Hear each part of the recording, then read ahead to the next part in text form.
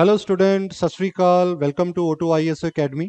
ਔਰ ਅੱਜ ਮੈਂ ਤੁਹਾਡੇ ਲਈ ਲੈ ਕੇ ਆਇਆ PCS ਮੇਨਸ ਦੇ ਲਈ ਇੱਕ ਸਪੈਸ਼ਲ ਸੀਰੀਜ਼, ਕਿਉਂਕਿ ਜਿਸ ਤਰ੍ਹਾਂ ਕਿ ਆਪਾਂ ਨੂੰ ਪਤਾ ਹੈ ਕਿ PCS ਪ੍ਰੀਲਿਮਸ ਜਿਹੜਾ ਹੈ ਉਹ ਹੋ ਚੁੱਕਾ ਹੈ। ਔਰ PCS ਪ੍ਰੀਲਿਮ ਹੋਣ ਤੋਂ ਬਾਅਦ ਜੋ ਸਟੂਡੈਂਟ ਜਿਨ੍ਹਾਂ ਨੇ ਬਹੁਤ ਅੱਛਾ ਸਕੋਰ ਜਿਹੜਾ ਉਹ ਲੈ ਚੁੱਕੇ ਨੇ PCS ਪ੍ਰੀਲਿਮਸ ਦੇ ਵਿੱਚ, ਜਿਨ੍ਹਾਂ ਦਾ 230 240 ਇਸ ਤਰ੍ਹਾਂ ਦਾ ਸਕੋਰ ਚੱਲ ਰਿਹਾ ਹੈਗਾ, they are definitely going to appear for the mains. ਔਰ ਇਸ ਦੇ ਨਾਲ ਹੀ ਮੇਨਸ ਦੀ ਪ੍ਰੈਪਰੇਸ਼ਨ ਦੇ ਨਾਲ ਹੀ ਬਹੁਤ ਸਾਰੇ ਕੁਐਸਚਨ ਨੇ ਜੋ ਹਰ ਐਸਪੀਰੈਂਟ ਦੇ ਮਾਈਂਡ ਵਿੱਚ ਆ ਰਹੇ ਨੇ। ਉਹ ਬੇਸਿਕਲੀ ਕਿਹੜੇ ਕੁਐਸਚਨ ਨੇ? 2 ਜਾਂ 3 ਮੇਨ ਕੁਐਸਚਨ ਆ ਜਾਂਦੇ ਨੇ ਕਿ PCS ਮੇਨਸ ਦੀ ਸਾਡੀ ਜੋ ਪ੍ਰੈਪਰੇਸ਼ਨ ਹੈ ਉਹ ਕਿਸ ਤਰ੍ਹਾਂ ਹੋਣੀ ਚਾਹੀਦੀ ਹੈ। ਮੀਨ ਟੂ ਸੇ ਕਿ ਉਸਦਾ ਸਿਲੇਬਸ ਕਿਸ ਤਰ੍ਹਾਂ ਕਵਰ ਕਰਨਾ ਹੈ, ਉਸ ਦੇ ਲਈ ਸਾਡੀ ਰੈਫਰੈਂਸ ਬੁੱਕ ਸਾਡੇ ਲਈ ਕਿਹੜੀ ਹੋਣੀ ਚਾਹੀਦੀ ਹੈ, ਸਾਡੀ ਆਨਸਰ ਰਾਈਟਿੰਗ ਕਿਸ ਤਰ੍ਹਾਂ ਹੋਣੀ ਚਾਹੀਦੀ ਹੈ, ਔਰ ਇੱਕ ਲਿਮਟਿਡ ਟਾਈਮ ਫਰੇਮ ਦੇ ਵਿੱਚ ਅਸੀਂ ਕਿਸ ਤਰ੍ਹਾਂ ਪੂਰੇ ਦਾ ਪੂਰਾ ਸਿਲੇਬਸ ਜਿਹੜਾ ਹੈ ਉਹ ਅਸੀਂ ਕਵਰ ਅਪ ਕਰ ਸਕਦੇ ਹਾਂ। ਤਾਂ ਸਟੂਡੈਂਟ ਇਹਨਾਂ ਸਭ ਕੁਐਸਚਨਸ ਨੂੰ ਸੋਲਵ ਕਰਨ ਦੇ ਵਾਸਤੇ ਅੱਜ ਮੈਂ ਇਹ ਫਸਟ ਜੋ ਸੈਸ਼ਨ ਹੈ ਉਹ ਤੁਹਾਡੇ ਨਾਲ ਲੈਣ ਜਾ ਰਿਹਾ, ਜਿਸ ਦੇ ਵਿੱਚ ਮੈਂ ਤੁਹਾਡੇ ਨਾਲ ਡਿਸਕਸ ਕਰਾਂਗਾ ਜਰਨਲ ਸਟੱਡੀ ਪੇਪਰ 1। ਇੱਕ ਇੱਕ ਕਰਕੇ ਆਪਾਂ ਸਾਰੇ ਪੇਪਰ ਡਿਸਕਸ ਕਰਾਂਗੇ। ਅੱਜ ਮੈਂ ਸਿਰਫ GS ਜਰਨਲ ਸਟੱਡੀ ਪੇਪਰ 1 ਦੀ ਜੋ ਸਟ੍ਰੈਟਜੀ ਹੈ ਉਹ ਤੁਹਾਡੇ ਨਾਲ ਅੱਜ ਮੈਂ ਬਿਲਕੁਲ ਡਿਸਕਸ ਕਰਾਂਗਾ ਇੱਥੇ। ਔਰ ਇਸ ਨੂੰ ਸਟੱਡੀ ਕਰਨ ਵਾਸਤੇ I will basically discuss the 3 major point here. First thing is कि इस द GS पे जो GS1 है, इसका जो सिलेबस है, इस सिलेबस ਨੂੰ ਅਸੀਂ ਡੀਕੋਡ कैसे करना है। Syllabus decoding is one of the most important things. Decoding ਦਾ ਮਤਲਬ ਇਹ ਹੈ ਕਿ ਜੋ ਸਿਲੇਬਸ ਸਾਨੂੰ PPSC ਦੁਆਰਾ ਪ੍ਰੋਵਾਈਡ ਕੀਤਾ ਗਿਆ ਹੈ ਉਸ ਦੇ ਵਿੱਚ ਕਿਹੜੇ ਇੰਪੋਰਟੈਂਟ ਟੌਪਿਕਸ ਨੇ ਜੋ ਅਸੀਂ ਰੀਡ ਕਰਨੇ ਨੇ, ਕਿਹੜੇ ਟੌਪਿਕ ਨੇ ਜੋ ਅਸੀਂ ਰੀਡ ਨਹੀਂ ਕਰਨੇ। ਕਿਉਂਕਿ ਮੇਨਸ ਦੇ ਵਿੱਚ ਸਾਡੀ ਸਟ੍ਰੈਟਜੀ ਅਲੱਗ ਹੋ ਜਾਂਦੀ ਹੈ। ਪ੍ਰੀ ਦੇ ਵਿੱਚ ਜਿੱਥੇ ਸਾਨੂੰ ਬਹੁਤ ਵਾਸਟ ਸਟੱਡੀ ਦੀ ਲੋੜ ਹੁੰਦੀ ਹੈ, we can not ignore any particular part of the syllabus, ਲੇਕਿਨ ਮੇਨਸ ਦੇ ਵਿੱਚ ਸਾਨੂੰ ਇੱਕ ਸਿਲੈਕਟਿਵ ਸਟੱਡੀ ਦੀ ਲੋੜ ਹੁੰਦੀ ਹੈ। ਔਰ ਉਹ ਸਿਲੈਕਟਿਵ ਸਟੱਡੀ ਨੂੰ ਕਿਵੇਂ ਕਰਨਾ ਹੈ ਉਹ ਮੈਂ ਤੁਹਾਨੂੰ ਦੱਸਾਂਗਾ ਕਿ ਸਿਲੇਬਸ ਨੂੰ ਡੀਕੋਡ ਕਿਵੇਂ ਕੀਤਾ ਜਾਂਦਾ ਹੈ। ਫਿਰ ਉਸ ਤੋਂ ਬਾਅਦ ਆਪਾਂ ਡਿਸਕਸ ਕਰਾਂਗੇ ਆਪਣੀ ਸਟ੍ਰੈਟਜੀ ਨੂੰ ਲੈ ਕੇ ਕਿ ਜੋ ਸਿਲੇਬਸ ਡੀਕੋਡ ਕਰਨ ਤੋਂ ਬਾਅਦ ਜੋ ਇੰਪੋਰਟੈਂਟ ਟੌਪਿਕਸ ਕਿਹੜੇ ਨੇ ਉਹਨਾਂ ਨੂੰ ਕਿਵੇਂ ਫੋਲੋ ਅਨ ਕਰਨਾ ਹੈ, ਔਰ ਉਹਨਾਂ ਨੂੰ ਫਰਦਰ ਸਟੱਡੀ ਕਰਨ ਵਾਸਤੇ ਕਿਹੜੇ ਰੈਫਰੈਂਸ ਸਟੱਡੀ ਹੈ ਜੋ ਸਾਨੂੰ ਨਾਲ ਬੁੱਕਸ ਫੋਲੋ ਅਨ ਕਰਨੀਆਂ ਨੇ। ਸੋ ਸਟੂਡੈਂਟ, ਸਭ ਤੋਂ ਪਹਿਲਾਂ ਮੈਂ ਜੋ GS1 ਦੀ ਅਗਰ ਆਪਾਂ ਗੱਲ ਕਰਦੇ ਹਾਂ ਤਾਂ ਦੇਖੀਏ ਜਰਨਲੀ ਇਸ ਨੂੰ ਅਸੀਂ 3 ਪਾਰਟ 'ਚ ਡਿਵਾਈਡ ਕਰਦੇ ਹਾਂ, ਜਿਸ ਦੇ ਵਿੱਚ ਕਿ ਹਿਸਟਰੀ ਹੈ, ਜੀਓਗ੍ਰਾਫੀ ਹੈ ਔਰ ਸੋਸ਼ਲ ਇਸ਼ੂ ਹੈ। ਸੋ ਸਭ ਤੋਂ ਪਹਿਲਾਂ I will discuss with you history ਦੇ ਵਿੱਚ ਅਗਰ ਦੇਖਿਆ ਜਾਏ ਤਾਂ ਹਿਸਟਰੀ ਦੇ ਵਿੱਚ ਸਾਡੇ ਕੋਲ 3-4 ਮੇਨ ਟੌਪਿਕ ਆ ਜਾਂਦੇ ਨੇ, just like history of the world. ਸਭ ਤੋਂ ਪਹਿਲਾਂ ਵਰਲਡ ਹਿਸਟਰੀ ਆ ਜਾਂਦੀ ਹੈ। ਵਰਲਡ ਹਿਸਟਰੀ ਦੇ ਵਿੱਚ ਕਿਉਂਕਿ ਦੇਖੋ ਵਰਲਡ ਹਿਸਟਰੀ ਬਹੁਤ ਵਾਸਟ ਟੌਪਿਕਸ ਹੈਗੇ ਨੇ ਔਰ ਸਾਨੂੰ ਪੂਰੀ ਵਰਲਡ ਹਿਸਟਰੀ ਪੜ੍ਹਨ ਦੀ ਲੋੜ ਨਹੀਂ ਹੈਗੀ ਹੈ। ਅਸੀਂ ਕੀ ਦੇਖਣਾ ਹੈਗਾ? ਅਸੀਂ ਦੇਖਣਾ ਹੈ ਕਿ ਵਰਲਡ ਹਿਸਟਰੀ ਦੇ ਵਿੱਚ ਸਾਡੇ ਕੋਲ ਰੈਲੀਵੈਂਟ ਟੌਪਿਕ ਜਿਹੜੇ ਨੇ ਸਿਲੇਬਸ 'ਚ ਕਿਹੜੇ ਮੈਂਸ਼ਨ ਕੀਤੇ ਜਾਂਦੇ ਨੇ। ਫੋਰ ਐਗਜ਼ਾਮਪਲ, ਜਿਸ ਤਰ੍ਹਾਂ ਕਿ ਵਰਲਡ ਵਾਰਸ ਦੀ ਗੱਲ ਕੀਤੀ ਗਈ ਹੈ, ਇੰਡਸਟਰੀਅਲ ਰੈਵੋਲੂਸ਼ਨ ਦੀ ਗੱਲ ਕੀਤੀ ਗਈ ਹੈ, ਰੈਨੇਸਾ ਪੀਰੀਅਡ, ਇਸ ਤਰ੍ਹਾਂ ਦੇ ਕੁਝ ਇੰਪੋਰਟੈਂਟ ਟੌਪਿਕ ਜੋ ਹੈ ਉਹ ਡਿਸਕਸ ਕੀਤੇ ਗਏ ਨੇ। ਹੁਣ ਅਸੀਂ ਵਰਲਡ ਹਿਸਟਰੀ ਨੂੰ ਅਪਰੋਚ ਕਿਵੇਂ ਕਰਨਾ ਹੈ? ਵਰਲਡ ਹਿਸਟਰੀ ਦੀ ਅਪਰੋਚ ਵਾਸਤੇ ਸਭ ਤੋਂ ਪਹਿਲਾ ਜੋ ਪੁਆਇੰਟ ਤੁਸੀਂ ਦੇਖਣਾ ਹੈਗਾ ਹੈ, go for UPSC previous year question paper from last 4 to 5 year।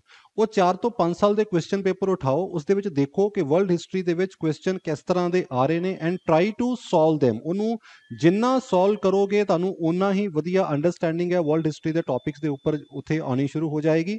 ਔਰ ਉਸ ਨੂੰ ਸੋਲਵ ਕਰਦੇ ਤੁਹਾਨੂੰ ਇਹ ਵੀ ਪਤਾ ਲੱਗ ਜਾਏਗਾ ਕਿ ਕਿਸ ਤਰ੍ਹਾਂ ਦੇ ਕੁਐਸਚਨ ਪੁੱਛੇ ਜਾਂਦੇ ਨੇ। ਨਾਲ ਤੁਸੀਂ ਜੋ ਪ੍ਰੀਵੀਅਸ ਈਅਰ PCS ਦੇ ਪੇਪਰ ਨੇ ਉੱਥੇ ਵੀ ਜਾ ਕੇ ਉਹ ਕੁਐਸਚਨ ਪੇਪਰ ਦੇਖੋ ਕਿ ਵਰਲਡ ਹਿਸਟਰੀ ਦੇ ਕੁਐਸਚਨ ਕਿਸ ਟਾਈਪ ਦੇ ਆ ਰਹੇ ਨੇ, ਔਰ ਉਸ ਦੇ ਅਕੋਰਡਿੰਗਲੀ ਤੁਸੀਂ ਆਪਣੀ ਆਨਸਰ ਰਾਈਟਿੰਗ ਜਿਹੜੀ ਹੈਗੀ ਆ ਉਹਨੂੰ ਉੱਥੇ ਪ੍ਰੈਕਟਿਸ ਕਰਨਾ ਹੈਗਾ। ਹੁਣ ਵਰਲਡ ਹਿਸਟਰੀ ਨੂੰ ਅਸੀਂ ਰੀਡ ਕੀ ਕਰਨਾ, ਅਸੀਂ ਕਿੱਥੋਂ ਰੀਡ ਕਰ ਸਕਦੇ ਹਾਂ? ਤਾਂ ਇਸ ਦੇ ਵਾਸਤੇ ਜੋ ਤੁਸੀਂ ਸਟੱਡੀ ਸੋਰਸ ਲੈ ਸਕਦੇ ਹੋ, ਤੁਸੀਂ ਲੈ ਸਕਦੇ ਹੋ Jain and Mathur. Jain and Mathur is a very good book over world history. ਤੁਸੀਂ ਇਹ ਬੁੱਕ ਨੂੰ ਫੋਲੋ ਕਰ ਸਕਦੇ ਹੋ। ਅਲੋਂਗ ਵਿਦ ਤੁਸੀਂ ਅਗਰ ਚਾਹੋ ਤਾਂ 올ਡ NCERT ਨੂੰ ਵੀ ਫੋਲੋ ਕਰ ਸਕਦੇ ਹੋ, ਉਸ ਦੇ ਵਿੱਚ ਵੀ ਵਰਲਡ ਹਿਸਟਰੀ ਅੱਛੀ ਐਕਸਪਲੇਨ ਕੀਤੀ ਹੈ। But I wood prefer this particular book Jain and Mathur, ਕਿਉਂਕਿ ਇਸ ਦੇ ਵਿੱਚ ਹਰ ਟੌਪਿਕ ਨੂੰ ਬੜਾ ਸਿਸਟਮੈਟਿਕਲੀ ਔਰ ਪੁਆਇੰਟ ਵਾਈਜ਼ ਜੋ ਹੈ ਡਿਫਾਈਨ ਕੀਤਾ, ਜਿਸ ਦੀ ਸਾਨੂੰ ਲੋੜ ਹੁੰਦੀ ਹੈ ਮੇਨਸ ਦੇ ਵਿੱਚ ਲਿਖਣ ਦੇ ਵਾਸਤੇ। ਜੈਨ ਐਂਡ ਮਾਥੁਰ ਸਾਨੂੰ ਸਾਰੀ ਬੁੱਕ ਰੀਡ ਕਰਨ ਦੀ ਜ਼ਰੂਰਤ ਨਹੀਂ ਹੈ। ਅਸੀਂ ਸਿਰਫ ਰੈਲੀਵੈਂਟ ਪੋਰਸ਼ਨ ਜੋ ਸਾਡੇ ਸਿਲੇਬਸ ਦਾ ਪਾਰਟ ਨੇ ਉਹ ਹੀ ਅਸੀਂ ਇਹਦੇ ਵਿੱਚੋਂ ਰੀਡ ਕਰਨੇ ਹੈਗੇ ਆ, ਔਰ ਉਸ ਤਰ੍ਹਾਂ ਤੁਸੀਂ ਆਪਣੇ ਵਰਲਡ ਹਿਸਟਰੀ ਨੂੰ ਪ੍ਰਪੇਅਰ ਕਰੋਗੇ।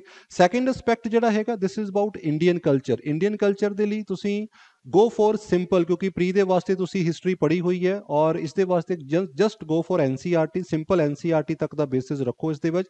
ਇਸ ਤੋਂ ਇਲਾਵਾ ਤੁਹਾਨੂੰ ਹੋਰ ਕੋਈ ਜ਼ਿਆਦਾ ਡਿਟੇਲ ਦੇ ਵਿੱਚ ਰੀਡ ਕਰਨ ਦੀ ਜ਼ਰੂਰਤ ਨਹੀਂ ਹੈ। ਮਾਡਰਨ ਹਿਸਟਰੀ ਦੇ ਵਾਸਤੇ ਅਗੇਨ ਨਾ, modern history is a very vast topics. ਜੋ ਸਿਲੇਬਸ ਹੈ ਬਹੁਤ ਵਾਸਟ ਸਿਲੇਬਸ ਹੈ ਮਾਡਰਨ ਹਿਸਟਰੀ ਦਾ। ਆਲਰੇਡੀ ਪ੍ਰੀ ਦੇ ਵਿੱਚ ਤੁਸੀਂ ਇੱਕ ਥੋਰੋ ਰੀਡਿੰਗ ਜਿਹੜੀ ਹੈਗੀ ਆ ਉਹ ਮਾਡਰਨ ਹਿਸਟਰੀ ਦੀ ਕਰ ਚੁੱਕੇ ਹੋ।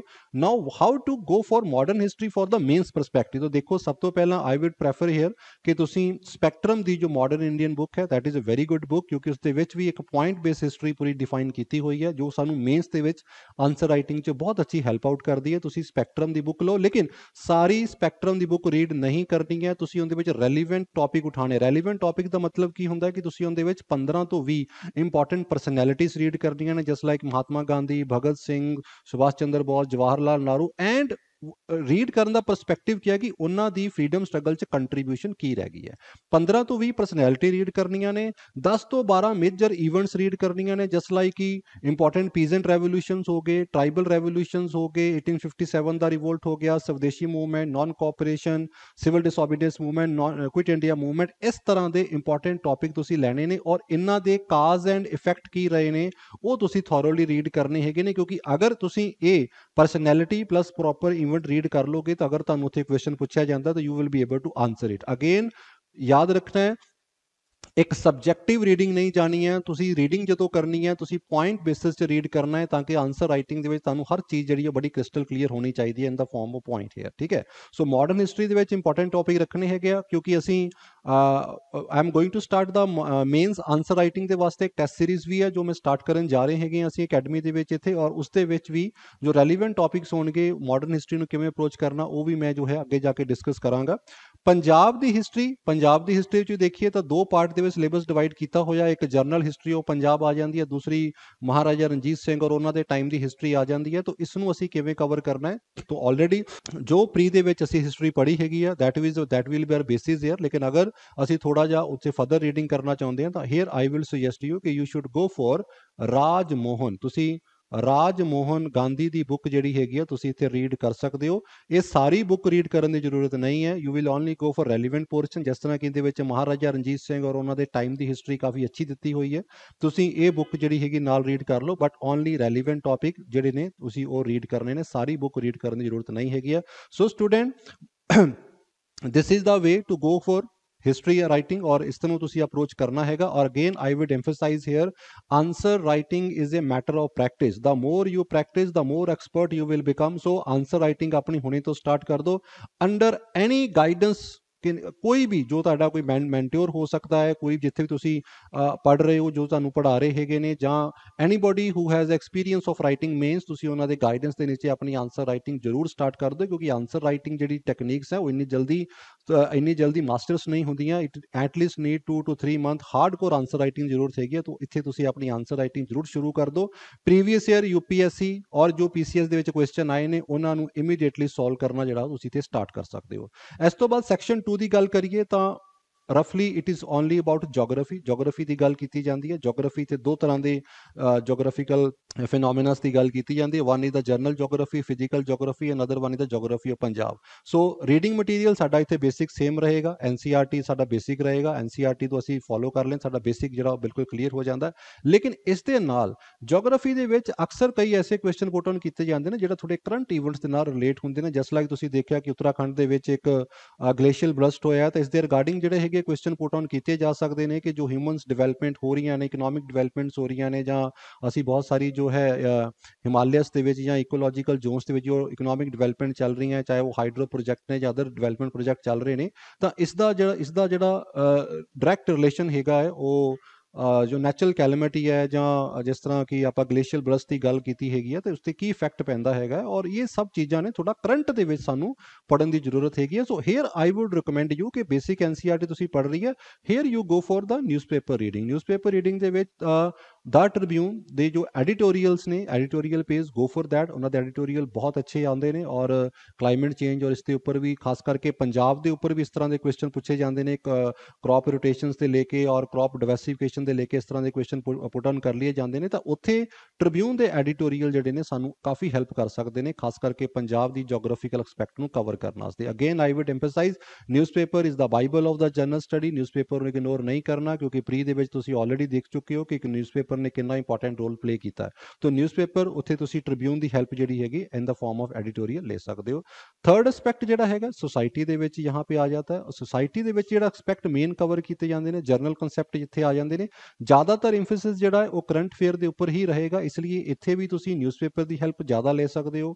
ਨਿਊਜ਼ਪੇਪਰ ਦੇ ਵਿੱਚ ਆਪਣੇ ਐਡੀਟੋਰੀਅਲ ਜਿਹੜੇ ਨੇ ਉਹ ਅੱਛੀ ਤਰ੍ਹਾਂ ਰੀਡ ਕਰੋ। ਜਿੱਥੇ ਵੀ ਕੋਈ social issue, woman empowerment, casteism ਜਾਂ ਰੀਜਨਲਿਜ਼ਮ ਦੇ ਉੱਪਰ ਬਹੁਤ ਸਾਰੇ ਅੱਛੇ ਆਰਟੀਕਲਸ ਨੇ ਜੋ ਨਿਊਜ਼ਪੇਪਰ ਸਾਨੂੰ ਰੀਡ ਕਰਨ ਨੂੰ ਮਿਲਦੇ ਨੇ, ਉਹਨਾਂ ਨੂੰ ਕਰੰਟ ਲੈਵਲ ਤੇ ਰੀਡ ਔਨ ਕਰਦੇ ਚਲੋ। ਉੱਥੇ ਤੁਹਾਨੂੰ ਬਹੁਤ ਅੱਛਾ ਹੈਲਪ ਮਿਲ ਜਾਏਗਾ ਸੋਸ਼ਲ ਇਸ਼ੂ ਨੂੰ ਕਵਰ ਕਰਨ ਵਾਸਤੇ। ਲੇਕਿਨ ਅਗਰ ਬੇਸਿਕ ਕਨਸੈਪਟ ਕਲੀਅਰ ਕਰਨੇ ਨੇ ਤਾਂ ਬੇਸਿਕ ਕਨਸੈਪਟ ਵਾਸਤੇ ਤੁਸੀਂ ਸੋਸ਼ਲ ਇਸ਼ੂ ਔਰ ਸੁਸਾਇਟੀ ਦੇ ਵਾਸਤੇ go for NCERT books. +1 +2 the NCERT books ਤੁਸੀਂ ਰੀਡ ਕਰ ਸਕਦੇ ਹੋ ਸੋਸ਼ੀਓਲੋਜੀ ਦੀ। ਤੁਹਾਨੂੰ ਬੇਸਿਕ ਅੰਡਰਸਟੈਂਡਿੰਗ ਜਿਹੜੀ ਹੈ ਉਹ ਅੱਛੀ ਕਵਰ ਹੋ ਜਾਏਗੀ। ਥੋੜਾ ਜਿਹਾ ਹੋਰ ਐਡਵਾਂਸ ਰੀਡ ਕਰਨਾ ਹੈਗਾ ਤਾਂ ਤੁਸੀਂ ਸੋਸ਼ਲ ਪ੍ਰੋਬਲਮ ਇਨ ਇੰਡੀਆ, ਇਹ ਬੁੱਕ ਹੈਗੀ ਹੈ by Ram Ahuja, very good book to read over the social issue. ਤੋਂ social issue by Ram Ahuja ਇਹ ਬੁੱਕ ਤੁਸੀਂ ਰੀਡ ਕਰ ਸਕਦੇ ਹੋ ਅਗਰ ਤੁਸੀਂ ਥੋੜਾ ਫਰਦਰ ਸੋਸ਼ਲ ਇਸ਼ੂ ਦੇ ਉੱਪਰ ਰੀਡ ਕਰਨਾ ਚਾਹੁੰਦੇ ਹੋ। But again newspaper is going to be equally help here. तो अपने न्यूज़पेपर एडिटोरियल में भी तुसी साथ में तुसी फॉलो ऑन करना है। So student this was the strategy to be follow in the GS paper 1 ਜਿਹੜੀ ਤੁਸੀਂ ਇੱਥੇ ਫੋਲੋ ਔਨ ਕਰਨੀ ਹੈ। Again I would advise to all of you ਜਿੰਨੇ ਵੀ ਤੁਸੀਂ ਮੇਨਸ ਦੇ ਐਸਪੀਰੈਂਟਸ ਹੈਗੇ ਹੋ ਜਾਂ ਮੇਨਸ ਦੇ ਵਿੱਚ ਜੋ ਤੁਸੀਂ ਤੁਹਾਡੀ ਜੋ ਮੇਨ ਸਟ੍ਰੈਟਜੀ ਹੁੰਦੀ ਹੈ ਉਹਦਾ ਸਭ ਤੋਂ ਮੇਨ ਪੁਆਇੰਟ ਕੀ ਹੁੰਦਾ ਹੈ ਕਿ ਅਗਰ ਤੁਹਾਡੇ ਕੋਲ 6 ਘੰਟੇ ਰੀਡਿੰਗ ਕਰਨ ਵਾਸਤੇ, ਅਗਰ 6 ਘੰਟੇ ਸਟੱਡੀ ਕਰਨ ਵਾਸਤੇ ਹੈਗੇ ਨੇ ਤਾਂ ਤੁਸੀਂ 2 ਘੰਟੇ ਰੀਡ ਕਰੋ, 4 ਘੰਟੇ ਲਿਖੋ। That is the main point. Devote at least 4 hour for writing and writing, ਕਿਉਂਕਿ ਰਾਈਟਿੰਗ ਦੇ ਨਾਲ ਹੀ ਤੁਹਾਨੂੰ ਜਿਹੜੀ ਹੈਗੀ ਆ ਤੁਹਾਡੀ ਜੋ ਕੈਪੇਬਿਲਿਟੀ ਹੈ, ਜਿਹੜੀ ਤੁਹਾਡੀ ਕੈਪੈਸਿਟੀ ਹੈ ਉਹ ਤੁਹਾਡੀ ਇੰਪਰੂਵ ਹੋਏਗੀ, ਤੁਹਾਡੀ ਅੰਡਰਸਟੈਂਡਿੰਗ ਇੰਪਰੂਵ ਹੋਏਗੀ ਜੋ ਤੁਹਾਨੂੰ ਅੱਗੇ ਮੇਨਸ ਦੇ ਵਿੱਚ ਅੱਛਾ ਸਕੋਰ ਲੈਣ ਦੇ ਵਿੱਚ ਉਹ ਹੈਲਪ ਆਊਟ ਕਰੇਗੀ। ਔਰ ਇਸ ਦੇ ਵਾਸਤੇ test series is one of the most important thing. ਠੀਕ ਹੈ, ਅਗਰ ਤੁਸੀਂ ਮੇਨਸ ਦੀ ਕੋਈ ਵੀ ਕਿਤੇ ਵੀ ਤੁਸੀਂ ਆਪਣੀ ਟੈਸਟ ਸੀਰੀਜ਼ ਜਿਹੜੀ ਹੈ ਜੁਆਇਨ ਕਰ ਲਓ, ਕਿਉਂਕਿ test series will help you allot. ਉੱਥੇ ਤੁਹਾਨੂੰ ਡੈਜ਼ਿਗਨੇਟਡ ਕੁਐਸਚਨਸ ਜੋ ਹੈਗੇ ਨੇ for the particular subject proper frame ਦੇ ਵਿੱਚ ਤੁਹਾਨੂੰ ਕੁਐਸਚਨਸ ਮਿਲ ਜਾਣਗੇ। ਜਿੰਨੇ ਜ਼ਿਆਦਾ ਟੈਸਟ ਸੀਰੀਜ਼ ਦੀ ਤੁਸੀਂ ਪ੍ਰੈਕਟਿਸ ਮੇਨਸ 'ਚ ਕਰੋਗੇ ਉਨਾ ਹੀ ਵਧੀਆ ਤੁਹਾਡਾ ਆਨਸਰ ਰਾਈਟਿੰਗ ਅੱਗੇ ਜਾਏਗਾ। ਸੋ ਟੈਸਟ ਸੀਰੀਜ਼ ਨੂੰ ਤੁਸੀਂ ਜ਼ਰੂਰ ਵਰਕਆਊਟ ਕਰੋ। We are also starting the PCS mains test series ਜਿਹੜੀ ਹੈਗੀ ਅਸੀਂ ਸਟਾਰਟ ਕਰਨ ਜਾ ਰਹੇ ਹਾਂ, ਜਿਸ ਦੇ ਰਿਗਾਰਡਿੰਗ ਅਗਰ ਤੁਸੀਂ ਕੋਈ ਵੀ ਫਰਦਰ ਇਨਫੋਰਮੇਸ਼ਨ ਲੈਣਾ ਚਾਹੁੰਦੇ ਹੋ ਤਾਂ ਸਕਰੀਨ ਤੇ ਫੋਨ ਨੰਬਰ ਦਿੱਤਾ ਹੋਇਆ, ਇੱਥੇ ਤੁਸੀਂ ਫੋਨ ਕਰਕੇ ਜੋ ਵੀ ਤੁਹਾਨੂੰ ਰਿਕੁਆਇਰਡ ਇਨਫੋਰਮੇਸ਼ਨ ਹੈ ਮੀਨਸ ਦੀ ਟੈਸਟ ਸੀਰੀਜ਼ ਤੁਸੀਂ ਇੱਥੇ ਲੈ ਸਕਦੇ ਹੋ। ਸੋ ਸਟੂਡੈਂਟ ਦਿਸ ਵਾਸ ਦਾ ਸੈਸ਼ਨ ਨੰਬਰ 1 ਜਿੱਥੇ ਆਪਾਂ ਡਿਸਕਸ ਕੀਤਾ ਹੈ GS ਪੇਪਰ 1। ਨੈਕਸਟ ਸੈਸ਼ਨ ਦੇ ਵਿੱਚ ਮੈਂ ਤੁਹਾਡੇ ਨਾਲ ਡਿਸਕਸ ਕਰਾਂਗਾ GS ਪੇਪਰ 2, ਕੀ ਸਾਡੇ ਸਟ੍ਰੈਟਜੀ ਹੋਣੀ ਚਾਹੀਦੀ ਹੈ, ਸਿਲੇਬਸ ਡੀਕੋਡ ਔਰ ਸਟੱਡੀ ਰੈਫਰੈਂਸ ਸਾਡਾ ਕੀ ਹੋਣਾ ਚਾਹੀਦਾ, ਇਹ ਮੈਂ ਸਭ ਤੁਹਾਡੇ ਨਾਲ ਡਿਸਕਸ ਕਰਾਂਗਾ ਆਪਣੇ ਸੈਕੰਡ ਸੈਸ਼ਨ ਦੇ ਵਿੱਚ। Till that time best wishes to all of you and again I would give you the same advice, right student, ਜਿੰਨਾ ਰਾਈਟ ਕਰ ਸਕਦੇ ਹੋ ਤੁਸੀਂ ਉਨਾ ਜ਼ਿਆਦਾ ਰਾਈਟ ਕਰੋ। ਓਕੇ ਜੀ, ਥੈਂਕ ਯੂ ਵੈਰੀ ਮਚ।